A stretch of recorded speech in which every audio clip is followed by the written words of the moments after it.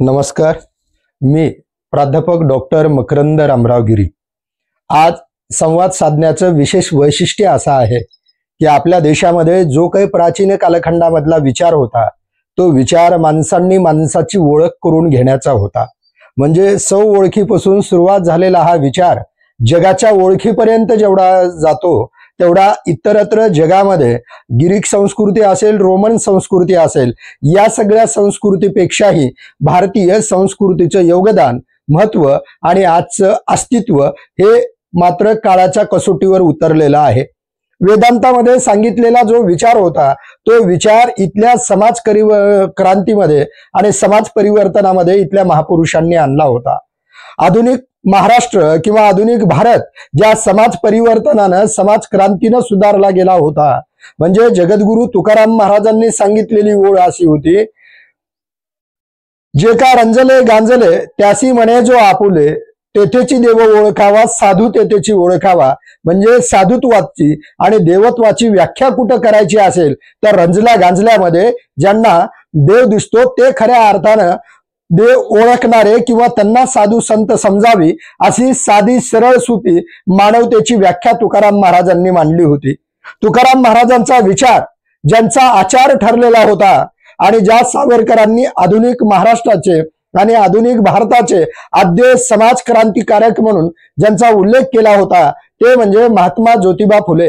महात्मा फुले हे आधुनिक भारतातले पहिले महात्मा होते. सामाजिक क्रांतीमध्ये, सामाजिक परिवर्तनामध्ये त्यांनी जो विचार मांडला तो विचार आज तुमच्या आमच्यासाठी दिशा दाखवणारा होता.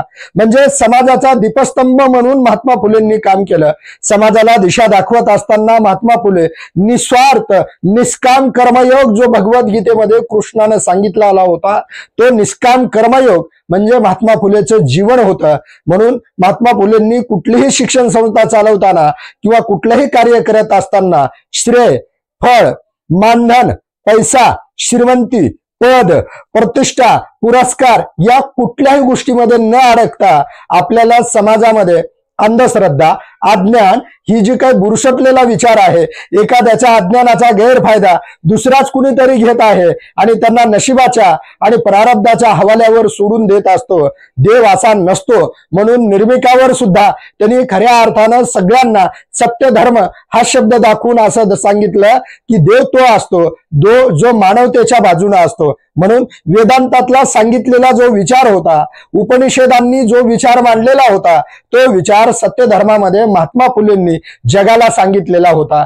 म्हणून समाज परिवर्तन करत असताना महात्मा फुले हे फक्त शैक्षणिक, सामाजिक, सांस्कृतिक एवढ्या पुरते थांबले नाहीत, तर त्यांनी शेतकऱ्यांसाठी विचार मांडले, त्यांनी कामगारांसाठी विचार मांडले. नवे नवे ज्या स्त्रीला चूल आणि मूल एवढ्या पुरतं बंदिस्त करून ठेवलेलं होतं त्या मुलीला चूल आणि मूलच्या बाहेर आणून आज ज्या महिला तुम्हा आम्हाला आपल्या समाजामध्ये कर्तृत्वाच्या यशोशिखरावर दिसतात, त्या यशोशिखरावर, त्या कळसावर जाण्याच्या आधी त्याचा पाया खऱ्या अर्थानं कुणा खोदला होता तर तो महात्मा फुलेंनी खोदला होता. म्हणूनच की काय भारतीय राज्यघटनेचे शिल्पकार असलेले डॉक्टर बाबासाहेब आंबेडकर महात्मा फुले यांना गुरु मानतात. म्हणजे बुद्ध आणि कबीराच्या पंक्तीमध्ये महात्मा फुलेला नेऊन आंबेडकर बसवतात. मग आज समाज परिवर्तन म्हणून, सामाजिक क्रांतिकारक म्हणून महात्मा फुलेंना आपण फक्त पुण्यतिथी पुरतं आणि जयंती पुरतं आठवण करायचं का? मी असं म्हणेल की आज नाणे गुरुजी होऊन किंवा आज खऱ्या अर्थानं पैशाच्या पाठीमागे लागणारे शिक्षण संस्था चालक आणि आजच्या शिक्षण संस्था बघितल्या की त्या काळामध्ये इथल्या समाजाचा विरोध पत्करून म्हणजे वेळ प्रसंगी जीव घेणे हल्ले सुद्धा ज्या महात्म्यावर झाले त्या महात्म्यानं समाजाचं परिवर्तन करताना इथल्या अज्ञानी लोकांच्या, इथल्या दलितांना, शूद्र अतिशूद्रांना, महिलांना सुद्धा माणूस म्हणून जगण्याचा अधिकार आहे आणि तो अधिकार त्यांना मिळाला पाहिजे. आणि तो अधिकार मिळण्याचा पहिला राजमार्ग जर कुठला होता तर तो शिक्षणाचा राजमार्ग होता. म्हणून महात्मा फुले असं म्हणतात, विद्येविना मती गेली, मतीविना नीती गेली, नीतीविना गती गेली, गतीविना वित्त गेले, वित्तविना शूद्र खचले. इतके अनर्थ एका अविद्येने केले. म्हणजे एक अविद्या किती अनर्थ करू शकते. म्हणजे इथं पिढ्याने पिढ्या जे दारिद्र्यामध्ये खितपत पडले होते, इथल्या लोकांना जगातल्या अनेक क्रांत्या होऊन गेल्या पण भारतातलं समाजमन ढवळून निघत नव्हतं. हे ढवळून काढण्याचं आणि परिवर्तनाचा सूर्य इथं जर कुठं उगवला असेल तर तो महात्मा फुलेंच्या रूपानं, म्हणूनच त्यांना क्रांती सूर्य असं सुद्धा म्हणून ओळखलं जातं. आज पुणे या शहराची ओळख महात्मा फुलेंमुळे आहे. महात्मा फुलेंचा वाडा किंवा महात्मा फुलेंनी जिथं शाळा सुरू केल्या, महात्मा फुलेंनी जे जे कार्य केलं ते कार्य आज समाजाच्या समोर येणं गरजेचं. दुर्दैवानं असं झालंय, बरेच जण असं म्हणतात की आपल्याला मोठे माणसं कधी कळतात. मोठे माणसं जोपर्यंत हयात आहेत, आपण त्यांच्यासोबत जेव्हा वावरत असतो त्यावेळेला आपल्याला मोठ्या माणसांचं मोठं कर्तृत्व दिसत नाही, ते गेल्यानंतर आपल्याला लक्षात येतं. म्हणून आज आपण महात्मा फुलेंना आज लक्षात घेऊन नाही तर त्यांचे विचार आपण आचरणामध्ये जोपर्यंत आणणार नाही तोपर्यंत आज समाजासमोरचे जे काही आव्हानं आहेत, मग ती शेतकऱ्यांची स्थिती असेल, कामगारांची परिस्थिती असेल, या सगळ्यावर त्या काळात महात्मा फुलेंनी विचार मांडून ठेवलेले होते. मग महात्मा फुले तर पुण्यात होते, महात्मा फुले तर इथल्या समाज व्यवस्थेमध्ये वाढले. मग महात्मा फुले सगळ्यांपेक्षा वेगळा विचार करून महात्मा या पदापर्यंत, मानव ते महात्मा या पदापर्यंतचा त्यांचा प्रवास इतका कसा झाला, तर त्याचं उत्तर असं आहे, महात्मा फुलेंनी फक्त आणि फक्त वाचन, समस्या, समाजाचे सुखदुःख या गोष्टीवर लक्ष दिलं. महात्मा फुलेंनी आपण आपलं घर, आपली बायको, बायकोची साडी, घरापुढे गाडी एवढ्या गोष्टीमध्ये राहू शकले नाहीत. महात्मा फुले श्रीमंत होते का? होते. महात्मा फुलेंकडे सगळं काही वैभव होतं का? होतं. परंतु तेवढ्यामध्ये स्वतःच्या स्वार्थासाठी आपमतलबी स्वार्थी लोकांसारखा संसार करून आपण आपलं जीवन संपवावं असं महात्मा फुलेला वाटलं नाही. महात्मा फुलेला दुसऱ्यासाठी जगायचं होतं. म्हणजे ते माणसं जगाच्या लक्षामध्ये राहतात, जे माणसं दुसऱ्यासाठी जगतात त्या लोकांना समाज विसरून जातो.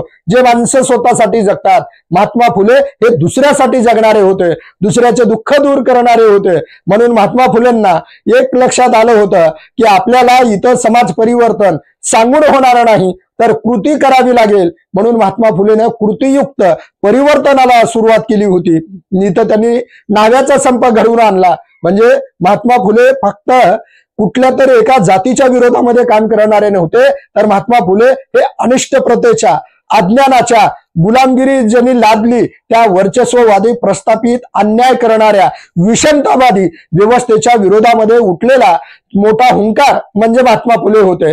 म्हणून महात्मा फुलेंनी जी शाळा सुरू केली त्या शाळेमध्ये येणारा जो काही वर्ग होता किंवा ज्या काही मुली होत्या त्या मुली ब्राह्मण समाजातून होत्या. म्हणजे ब्राह्मण समाजांनी स्वतःच्या मुलींसाठी, स्त्रियांसाठी सुद्धा परिवर्तन करून घ्यावं आणि त्यांचा माणूस म्हणून माणसाचा जो काही अधिकार आहे तो अधिकार मान्य करावा, असं कदाचित त्यांच्या अज्ञानामुळं, अहंकारामुळं किंवा वर्चस्ववादी मानसिकतेमुळे वाटलं नसेल.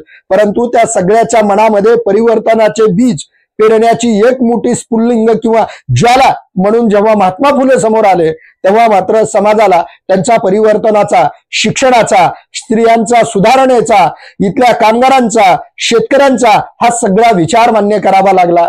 त्यांनी शेतकऱ्याच्या आसूड या ग्रंथामध्ये एवढे चांगले विचार मांडलेत. मी तर असं म्हणेल की भारताच्या कृषी मंत्र्यांनी सुद्धा त्या पुस्तकाचं आवर्जून वाचन केलं पाहिजे. कामगारांच्या संदर्भाचे विचार फक्त कार्ल मार्क्सने मानले नाहीत, तर त्याच्या अगोदर गुलामगिरी नावाच्या ग्रंथामध्ये महात्मा फुले इथल्या व्यवस्थेबद्दल बोलत असतात.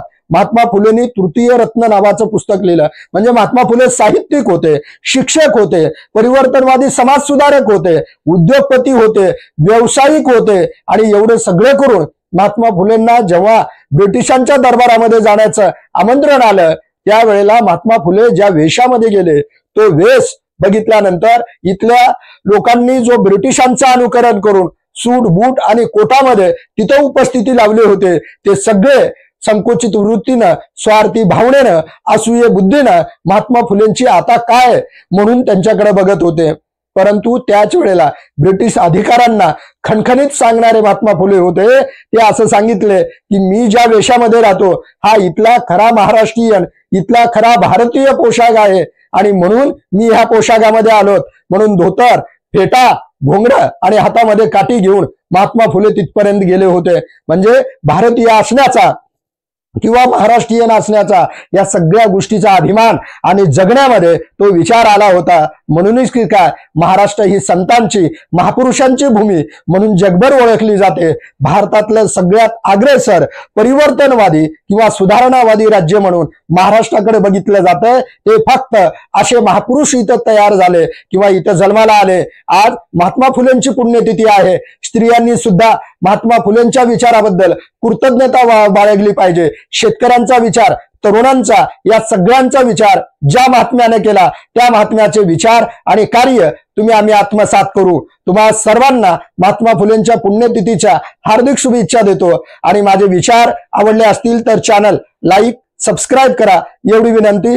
थांबतो।